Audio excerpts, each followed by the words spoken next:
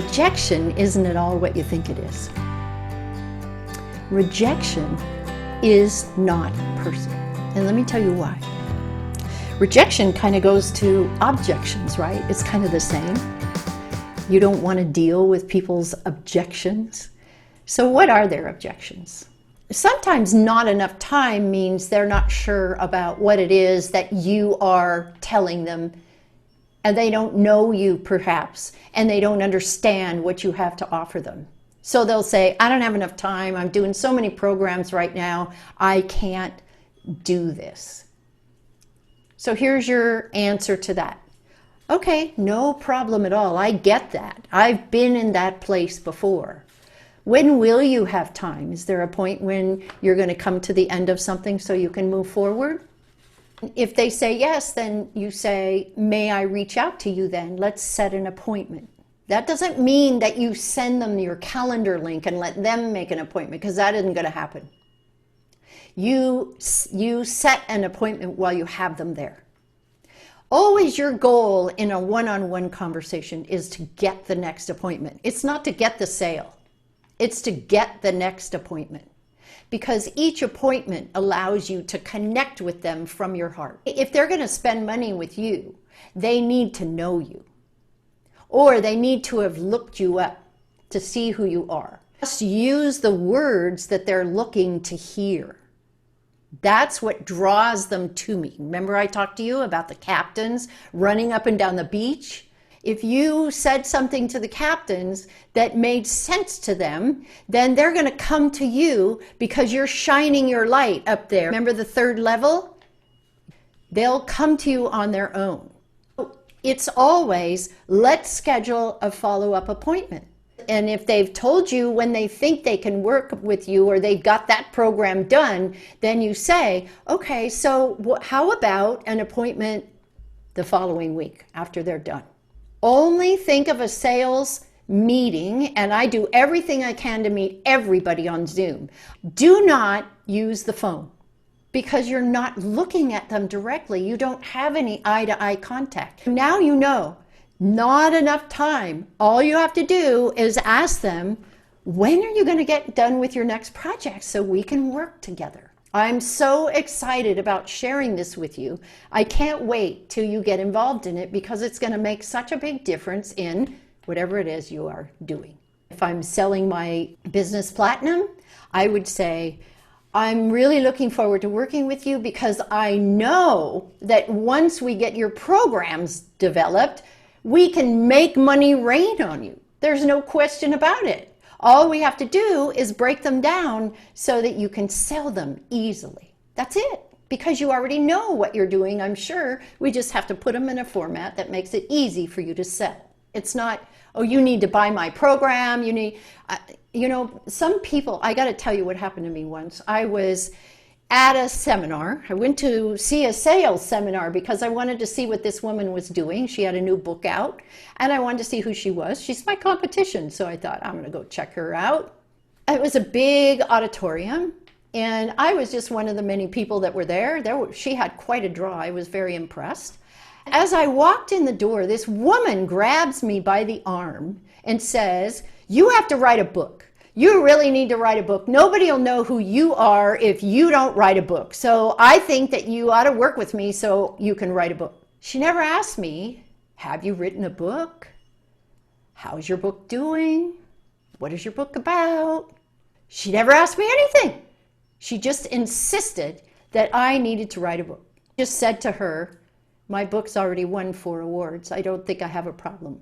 And she backed off immediately. But the point I'm trying to make is, was that heart-based? Did she care about anybody but herself? It all has to do with how you come across to people. And she was obviously very needy, and she wasn't secure with herself either, because she didn't only do it to me. She did it, I watched her. She just kept doing it to people and didn't learn anything. I wanted to go up and say, would you like to learn heart-based sales? Do you feel that some of the words that you use to take somebody from saying, you know what, this is not the right time, can become all condescending or inauthentic? it's kind of a touchy area. It's like this person trying to sell, or is it just what you ended with, being calm, taking that breath, and then saying those words? The people that you're talking to, unless they're in a really big hurry, will always mirror your own behavior. So if you take a breath in, they will take a breath in. I really do it visibly, because then they will do it visibly. If they really aren't for you, that's okay. Then you tell them, you know, it's so great that I had a chance to meet you. I'd love to learn more about you, because I'll tell you what, underneath there's always more than what you see at that time. And it's just a matter of whether you want to learn more or not. I have to talk to my spouse. That's one of my favorites, especially when you've been sitting there with them and they've shared with you what their challenges are, and you know you can help them with their challenge, and then they go back to their husband and their husband goes, I don't want you to spend the money. The sad part is that the husband wasn't sitting there with them the whole time. That's a big problem in real estate, particularly when somebody wants to buy a house and they're really excited about it, and then they bring the husband in and you got to start all over again.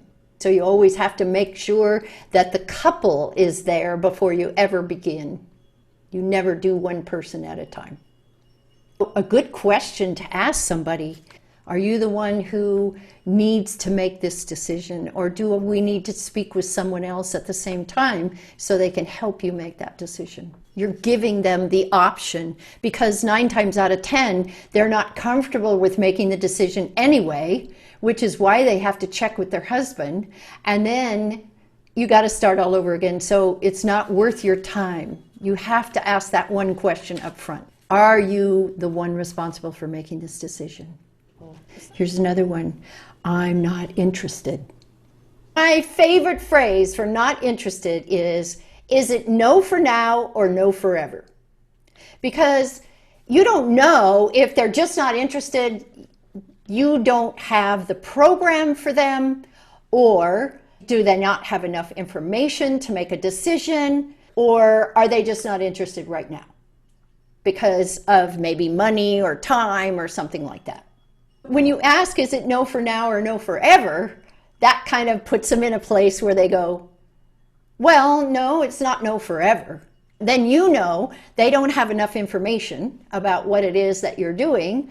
They probably like to get to know you better. If it's not no forever, then you say, well, what do you think we do a follow-up? How about we get together in another 2 weeks? And maybe I could share a little more about this, and you could share a little bit more about you, because I'd really like to know more about you. It's all about them. When you say, tell me about you, what does that mean to them? I'm interested in them. I want to know more about them. If they're not interested, period.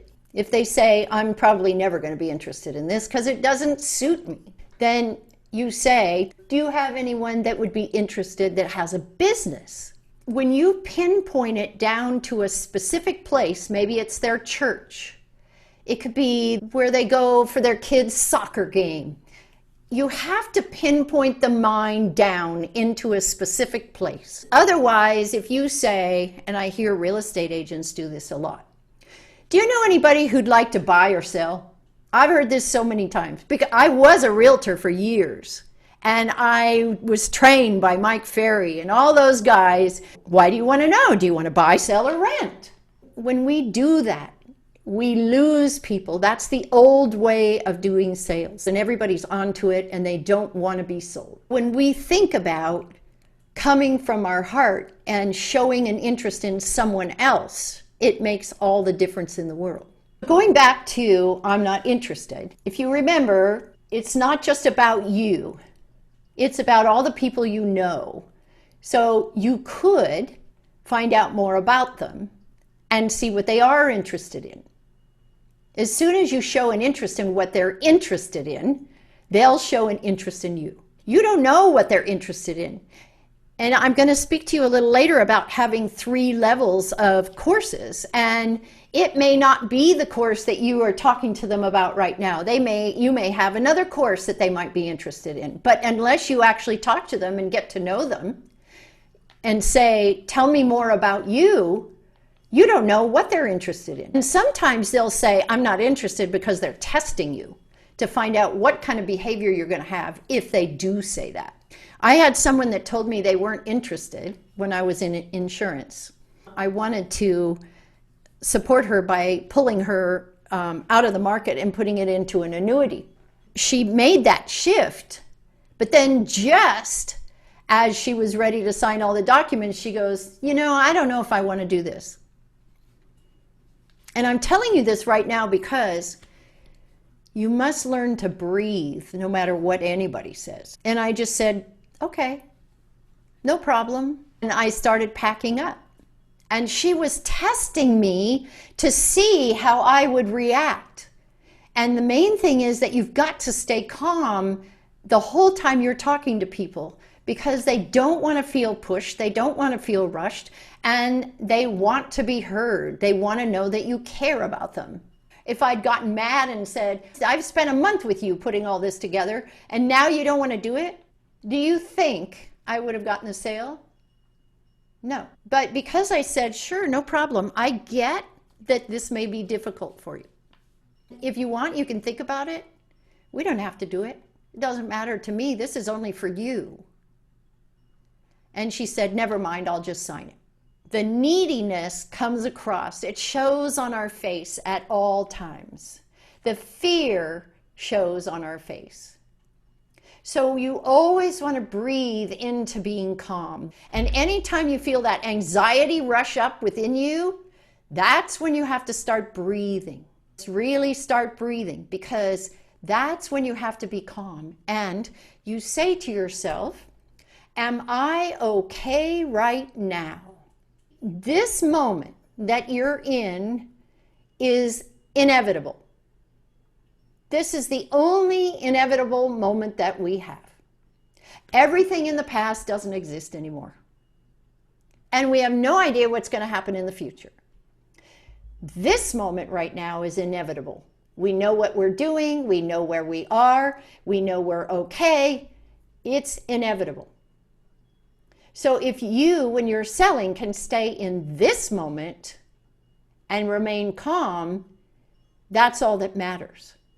You'll never make a mistake if you remain calm. But if you feel that rush of anxiety in your core, I know you all know what I'm talking about, then that is what throws you off kilter. So first thing you want to do is watch for that feeling, because as soon as you feel that, you're going to make a mistake. And it's okay if you make a mistake, as long as you recognize it and go, oh no, I made a mistake. I shouldn't have done that. But you learned, right? You learned. And it was a good mistake because you learned something from it. I had an experience where I was introduced to someone, and it was a very high level person in Mary Kay, and they wanted me to come in and speak.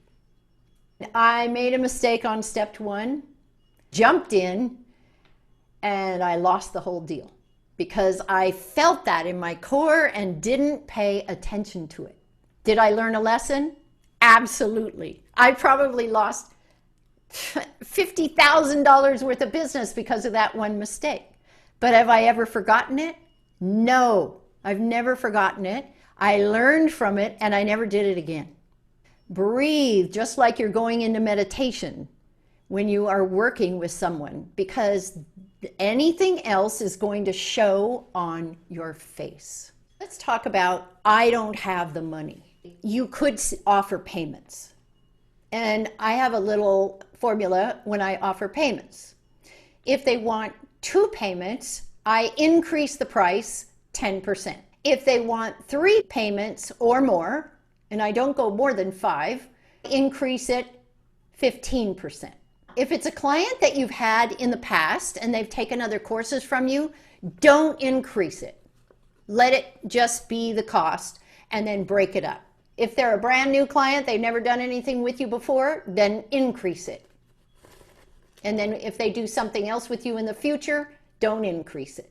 You can sweeten the pot with bonuses. The clients I work with in Business Mastery, I talk to them all about bonuses. We put a lot of bonuses together because I don't agree with dropping your price. You are worth every penny of whatever it is that you're doing, but you can offer a bonus. They say, I don't have the money, just say, I got a couple of ideas. Would you like to hear what they are? So you have to get a yes on that. Would you like to hear what they are? And then you say, I've got a couple of bonuses I could offer you that might really make a difference for you. And here's what they are. How does that sound? They'll probably say, it sounds great, but I still don't have the money. So then you say, well, what if I offer you payments? Would that help? Let's talk about why you might be challenged with money. Sometimes we think money is evil. That comes from our parents.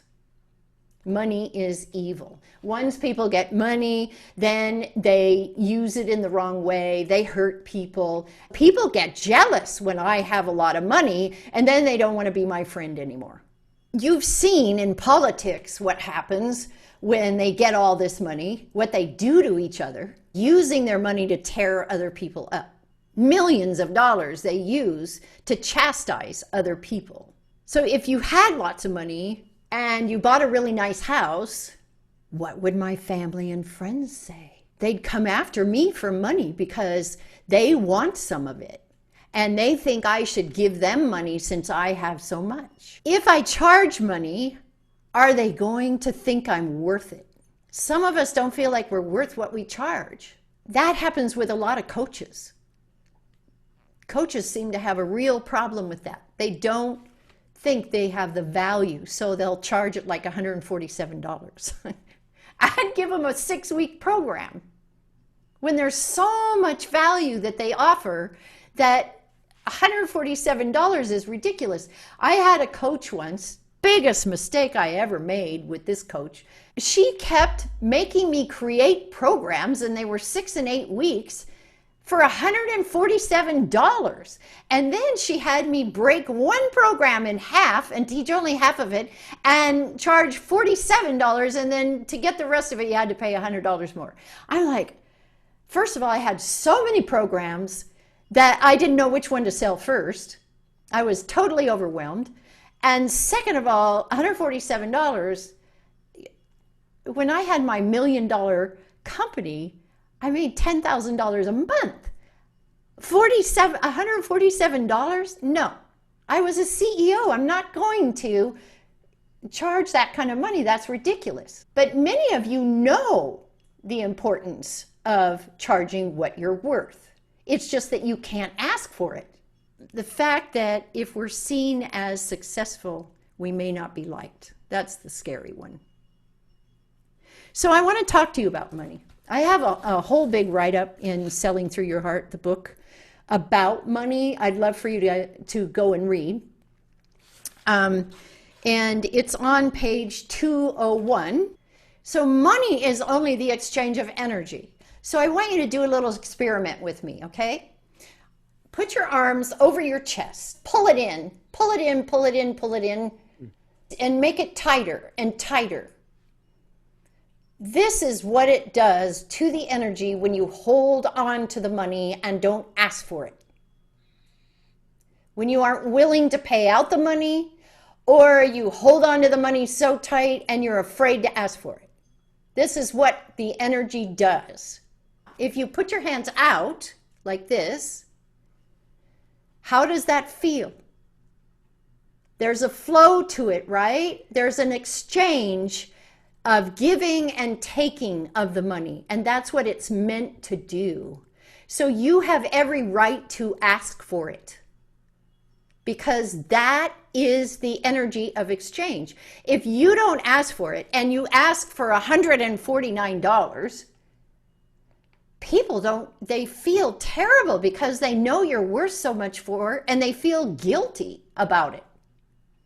If you tell them you're going to give them the program, then it feels even worse because they feel like they're taking advantage of you and they know you're worth so much more. So think about that flow of the money. That's what's really important. So how does that work though for, like, for example, I'm doing my webinar right? And I'm purposely placed it at $97 so that it's a way for people to get in. They're going to get some, of course, valuable When you just said that, I'm like, well, I definitely know my 6-week course that I'm building is definitely not going to be $149. That's right. That's right. But yeah, I'm just kind of like, is there something about that, like a course versus like a webinar or anything like that in terms of what you're talking? You're doing the right thing. How long is that webinar? It's an hour. Perfect. That's a perfect lead in for you. Okay. Oh, $97 for a webinar is perfect. I'll do $97 for a 55-minute consult. That's fair. That's an hour's worth of your time. You're giving away your benefits that you want to offer them in that specific webinar. So yes, it's more than worth it. That's not a program. It's a great lead-in. So I hear you talking about money from the perspective of the seller asking for money and us being able to be clear on the energy of money.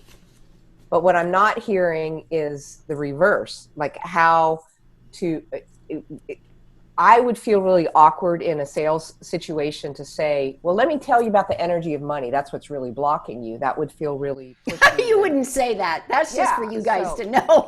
Yeah. People expect you to ask what you're valued at. They don't feel good if you don't ask what your value is. And when I ask and they say no, then you ask them, tell me about that. Why do you say no? And if they continue to say, because I don't have the money. Oh, I get right that now. then. I get that you don't have the money. What if I offered payments to you? Would that help? No, I still don't have the money. You still don't have the money. Yeah, and you might never have the money? Is it like no for now or no forever? I don't know until I can make more money. That's okay. Yeah, I can't put that money in. Exactly. And so I would say, when do you think you might be in a better space? Tell me what, then you could also say, tell me what you'd like to trade. Would you like to trade anything? Mm-hmm. Okay. Okay? Some people will tell you, don't trade, don't trade, don't trade. I give scholarships because I know that person will really care about what it is that I teach them and share it with everybody else. I did that too without realizing that this is something else that there's to do. So that's kind of cool. Yes, you could trade. You could say, okay, I have 2 scholarships available in this quarter. And if you think it would be really worth your while, and you tell everybody that I'm happy to give you a scholarship. And you tell them the value of this scholarship is such and so amount of money. You are straight up about what it would cost them if they were going to pay. And what I'd like you to do is share about what you received from me from 3 other people and refer them to me. Sometimes when you're trying to get a program off the ground, that's the best way to do it. Because then you have a lot of mouthpieces out there helping you out to get your program going. Or if you think that somebody will receive a tremendous amount of value from your course, then out of your heart, you just give it out as a scholarship. But you don't give more than 2 a quarter because they really may not have the money. They may struggle to pay $97, but you know that it's going to help them so much in the long run that you just give it to them. The other thing you could do is to tell them they can come to your course for free if they bring a paying client. So then you double up who's in your course and you're still paid, but then your loyal people or people who really can't afford it will bring maybe a couple people. But the main thing is to get your program off the ground. That's the most important thing. All you have to do is just say, you know what, I'll give you this scholarship. See if you can bring a couple more people. Go 2 and they might bring 1. Know that you must charge your value or you make the other person feel bad because they feel like they took advantage of you.